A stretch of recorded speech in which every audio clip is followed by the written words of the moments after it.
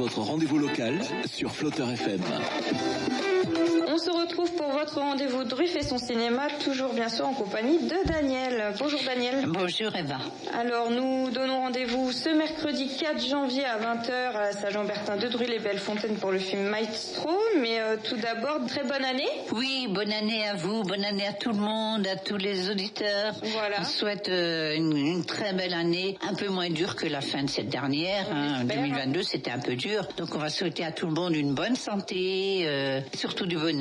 Voilà, une belle année. Et puis beaucoup de cinéma avec des bons films. Exactement. Et en parlant de films, donc on débute l'année avec une comédie.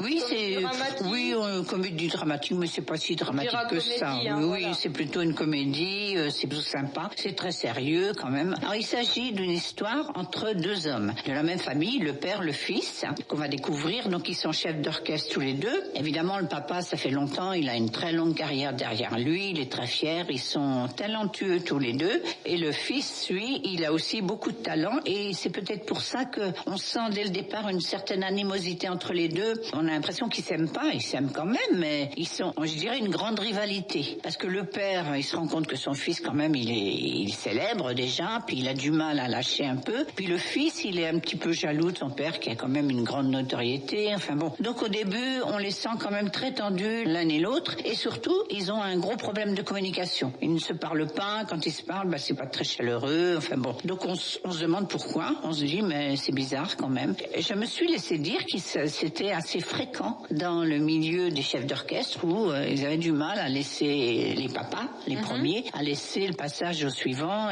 Mais je crois que ça doit être dans toutes les professions. Quand un père et un fils ont le même métier, ça accroche quelquefois. Il y a toujours une petite rivalité, une petite jalousie qui se crée. Donc c'est ce qu'on va découvrir dans ce film, une jalousie entre les deux. Et puis il va se passer un événement dont je ne vais pas parler, qui va faire que ça va éclater entre les deux, ça va créer encore un problème, un nouveau problème, ça va exploser, cette rivalité, voilà. Mais il faut venir le voir. Bon, est-ce que ça finira bien? Est-ce que ça finira pas bien? On va pas le dire. On va garder suspense, oui.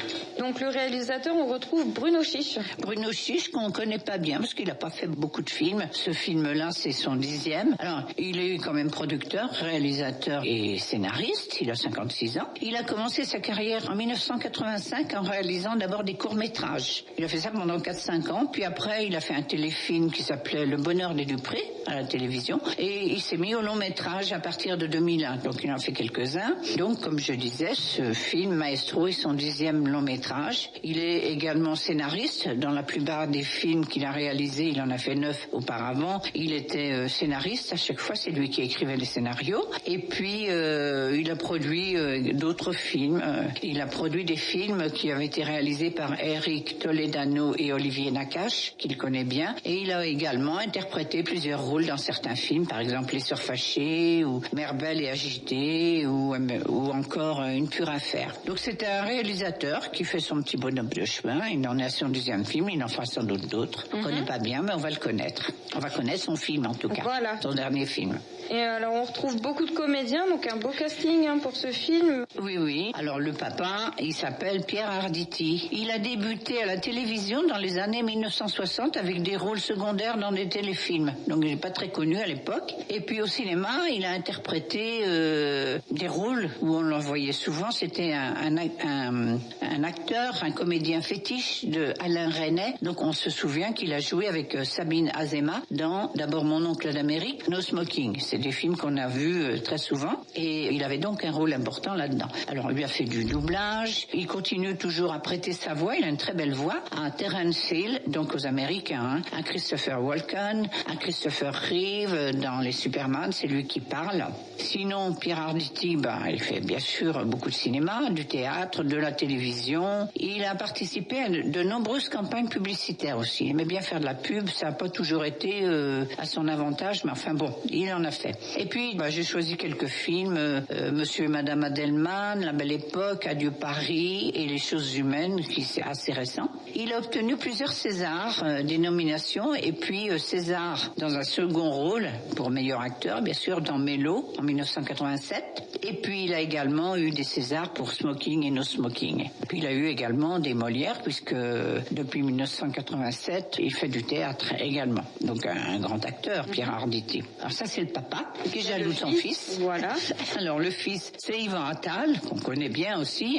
Il est lui acteur, réalisateur, scénariste, dialoguiste, toutes les fonctions. Il a débuté au théâtre en 1988 et dans un téléfilm d'Elie Chouraki qui s'appelait Parlez-moi d'amour. Son premier grand succès au cinéma, c'est en 1989 dans le film d'Éric Rochant, Un monde sans pitié, où il a obtenu un César du meilleur espoir masculin. Ensuite, il a fait d'autres films, bien sûr. Il a joué dans un film qui s'appelait Aux yeux du monde, où il a rencontré sa future compagne, Charlotte Gainsbourg, avec qui il a eu 2 enfants. Il a 2 enfants. Il est également scénariste pour Ma femme est une actrice. Il a tourné pas mal de films, donc je ne les ai pas tous cités. Et il a commencé à réaliser dès 1997, d'abord un premier court-métrage, et puis ensuite il a fait des longs jusqu'en 2021, avec Les choses humaines, qui vient donc de sortir. Et il est, en plus de comédien, réalisateur, etc., il est également comédien de théâtre, et il a eu plusieurs nominations au César et au Molière. Voilà, Yvan Attal, donc de grosses têtes du cinéma, de grands acteurs du cinéma pour ce film. Mais il y en a d'autres. Oui, il y a des femmes aussi. Il y a des femmes. Ah bah oui, on va quand même parler des femmes. Il y a des femmes. Alors, une qu'on retrouve avec bonheur, parce qu'on l'avait pas vue depuis un petit moment, elle s'appelle Sylvette Herry. Tout le monde connaît Sylvette Herry sous le nom de Miou Miou. Miou Miou, elle a débuté au Café de la Gare avec Coluche. Coluche était son compagnon à l'époque. Et son nom de scène, c'est lui qui lui a donné d'ailleurs, parce qu'il disait qu'elle était toute molle. Et puis c'est comme ça que tout mou, elle s'est devenue Miou Miou. Donc Coluche était son grand ami. Elle a fait aussi des photos légères, on va dire, oui, dans des romans photos de Harakiri, dans les années 70. Ça, c'était le début de Miou Miou. Mais vraiment, ce qu'il a lancé, ce qu'il a fait vraiment connaître, c'est son interprétation dans Les Valseuses, avec Gérard Depardieu et Patrick Devers, qui à l'époque était son compagnon. C'est là où on a commencé à découvrir Miou Miou. Il y a eu beaucoup de films derrière. Je crois qu'elle en a fait entre 1971 et 2022. Elle a eu 85 rôles au cinéma. Ah oui. Donc c'est vraiment une actrice performante et qu'on aime beaucoup. Miou Miou, elle est plutôt sympa. Elle fait aussi du théâtre. Elle a eu une dizaine de rôles donc sur scène de théâtre, et elle a obtenu des récompenses quand même.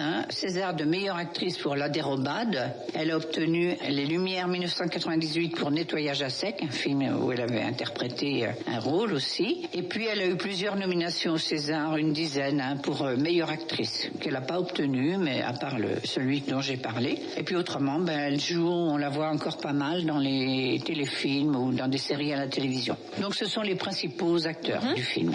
Donc c'est tout ce qu'on peut dire sur le film, du coup, sur Maestro ? Oui, on peut dire que c'est un film un peu tendu au départ, mais que ça s'adoucit vers la fin. J'ajouterais quand même qu'il y a de très très belles musiques. Pour les gens qui sont mélomanes, ils vont être gâtés parce qu'il y a de tout, il y a du Mozart, il y a vraiment des musiques bien choisies. Et même ceux qui sont pas mélomanes, ils aimeront parce que c'est vraiment une belle musique. Voilà ce que je peux dire sur le film Maestro, qu'il faut venir voir à Druy.